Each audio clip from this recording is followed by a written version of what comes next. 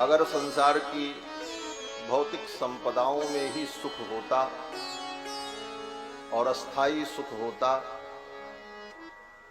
तो इतिहास प्रमाण है बड़े बड़े राजा, बड़े बड़े चक्रवर्ती सम्राट अपना राजपाट छोड़कर जंगल का मार्ग पकड़ लेते। क्यों? और सब कुछ छोड़कर ईश्वर की शरण में जाकर आनंद का और सच्चा सुख का अनुभव करते। इसीलिए बड़े बड़े राजा समय आने पर सब कुछ छोड़कर भजन करने के लिए, तप करने के लिए जाते। भगवान की जब कृपा होती है तभी इन विषयों को सुनने और सुनाने का सुअवसर मिलता है। सुखदेव जी ने तो पहले ही कहा राजा परीक्षित से कि श्रोतव्यादीनि राजेंद्र नृणाम संति सहस्रशः। सुनने के लिए तो हजारों विषय है और लोग सुन रहे हैं, रात दिन सुन रहे हैं, न सुनो फिर भी लोग सुना रहे हैं। और घर में सुन रहे हैं, बाहर जा रहे हैं तो वहां भी सुन रहे हैं। घर में भी अगर सुनने का मन न हो फिर भी सुनाया जाता है और व्यक्ति सुन करके रोता है, धोता है, दुखी होता है। लेकिन कहो कि भगवान की कथा जरा 2 घंटे बैठ करके सुन लो, मन नहीं लगता। जन्मांतर के पाप प्रतिबंधक बन जाते, इसीलिए भगवान की कथा में मन नहीं लगता। भगवान का नाम संकीर्तन हो तो उस नाम संकीर्तन में भी व्यक्ति बैठा तो रहता लेकिन मुंह से राम नहीं बोल पाता, पाप सिर पर सवार रहता। अगर भगवान का नाम आपने लिया, उच्चारण किया, आज इसका मतलब भले आपको कुछ समझ में ना आवे, गए थे कथा में बैठे, सीताराम सीताराम सीताराम सीताराम बाबा जी करा रहे थे, कुछ देर हमने भी सीताराम किया, चले आए, भूल गए। लेकिन ये व्यर्थ नहीं जाएगा, समय आने पर इसका फल मिलेगा। क्या फल मिलेगा? बोले समय आएगा तब पता चलेगा। गोस्वामी तुलसीदास जी महाराज कहते हैं कि राम नाम को सुमिरिबो तुलसी वृथा न जाए। अगर आपने भगवान का नाम लिया है, कैसे भी लिया है, किसी के दबाव में, भय में, संकोच में, न चाह करके, अनिच्छा से, प्रमाद से, आलस्य से, किसी भी प्रकार से अगर भगवान का नाम आपने लिया है तो समय आने पर इसका फल होगा, ये व्यर्थ नहीं जाएगा। गोस्वामी जी महाराज कहते हैं कि राम नाम को सुमिरिबो तुलसी वृथा न जाए। किस प्रकार से? बोले लरिकाई की तैरबो आगे हो तो सहाय। जैसे बच्चे गांव में तालाब में, नहर में, नदी में नहाने जाते हैं तो मौज मस्ती करने के लिए जाते हैं, खेलते, और खेलते खेलते पानी में तैरने का नाटक करते करते तैरना सीख जाते हैं। उस समय वो तो उसको खेल समझते हैं, लेकिन तैरने की कला उनके अंदर जो आ गई, उसका फल क्या मिलेगा ये उन्हें कभी मालूम नहीं रहता। लेकिन जीवन में जब कभी कोई ऐसी समस्या आई और पानी में फंस गए तो वही तैरना उनके प्राण की रक्षा कर देता। लरिकाई को तैरबो आगे होत सहाय।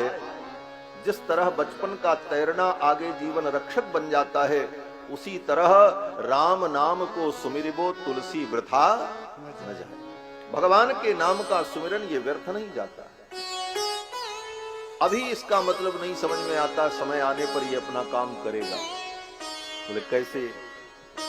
एक महात्मा उदाहरण देते। पुराने जमाने में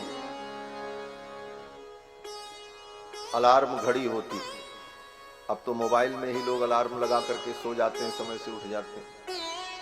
पहले पढ़ने वाले बच्चों के पास जिनको समय से उठना है तो अलार्म की घड़ी रखते। और उसमें चाबी भरी जाती थी।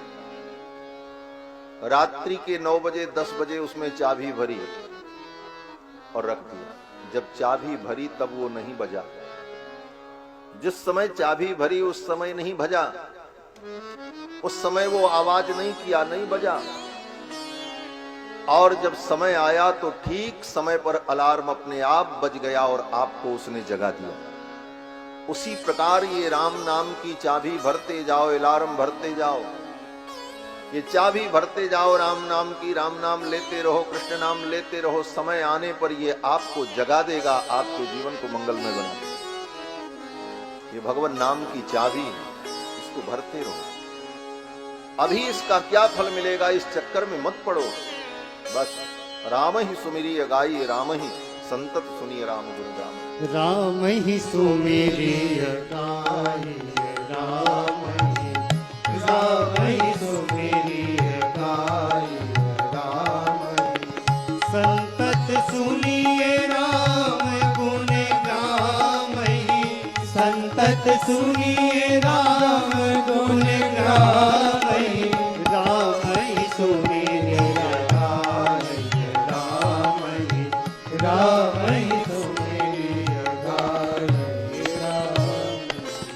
भगवान का सुमिरन करते चलो, राम जी का गुण गाते चलो। समय आने पर ये अपना काम करेगा, कल्याण करेगा। और ये अवसर बार बार नहीं मिलता। भगवान का भजन, भगवान की भक्ति तो मानव जीवन में ही होती है। यद्यपि अपवाद स्वरूप अन्य योनियों में भी भगवान के भक्त हुए। गजराज भगवान का भक्त था, हाथी था। गृद्धराज जटायु पक्षी थे। और भी ऐसे बहुत भक्त हैं जो पशु योनि में, तिर्यक योनि में, लेकिन भगवान के भक्त हुए, लेकिन अपवाद रूप है। मुख्यतया भक्ति तो मानव जीवन में ही होती है।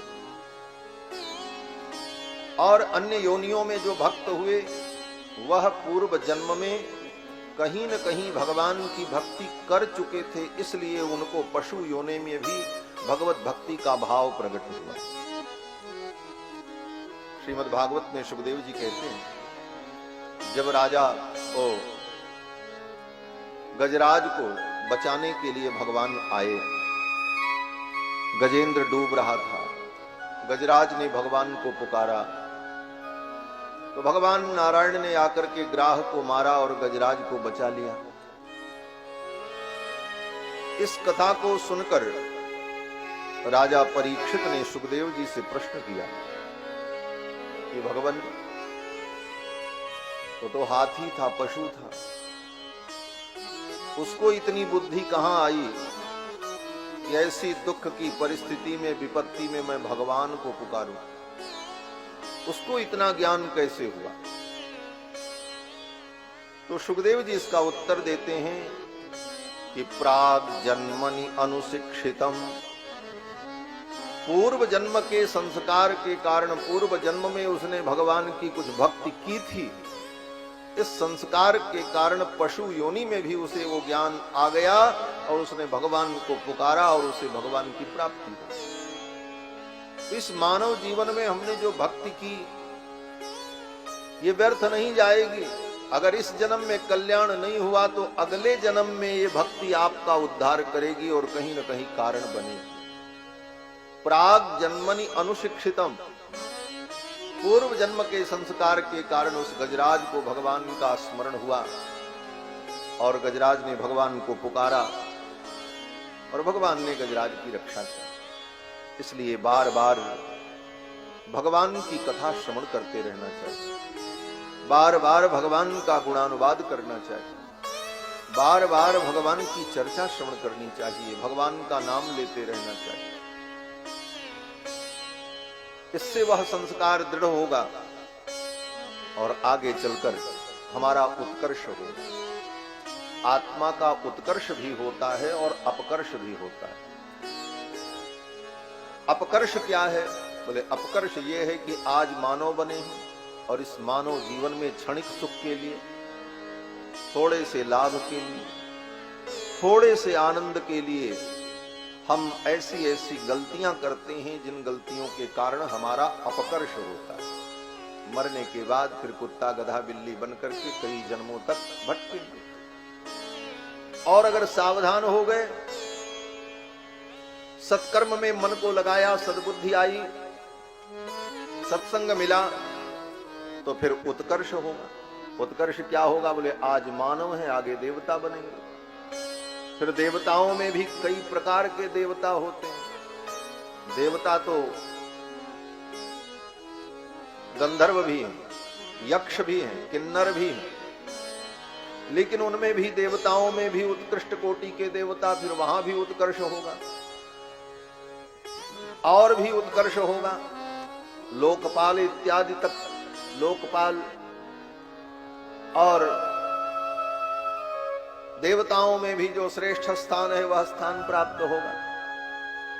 तो जीव का उत्कर्ष भी होता है और अपकर्ष भी होता है अपने ही कर्मों के कारण।